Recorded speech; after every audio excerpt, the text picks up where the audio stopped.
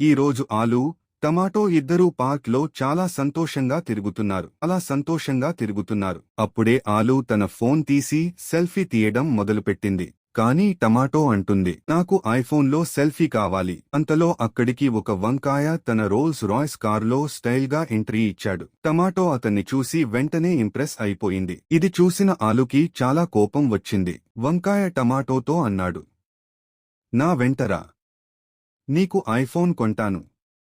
IPhone ఆశతో tomato ఆలూని వదిలేసి వంకాయతో వెళ్ళిపోయింది.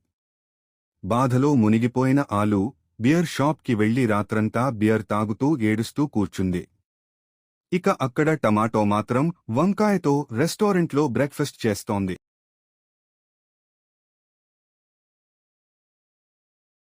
గర్ల్ ఫ్రెండ్ కాలీఫ్లవర్ వచ్చేసింది. ఆమె కోపంగా అడిగింది, ఈ అమ్మాయి ఎవరు బేబీ? వంకాయ నవ్వుతూ అన్నాడు, ఇది ఐఫోన్ కోసం నా వెంట వచ్చింది. అది విన్న వెంటనే వంకాయ టమాటోను అక్కడే వదిలేసి కాలీఫ్లవర్తో వెళ్ళిపోయాడు. డబ్బులు లేకపోవడంతో హోటల్ వెయిటర్ టమాటోతో అన్ని పాత్రలు కడిగించాడు. పాత్రలు కడుగుతూ టమాటోకి తన తప్పు అర్థమైంది. ఆమె చాలా ఏడ్చింది. తర్వాత రోడ్డుపై వెళ్తూ ఉండగా మత్తులో పడిపోయిన ఆలు కనిపించాడు.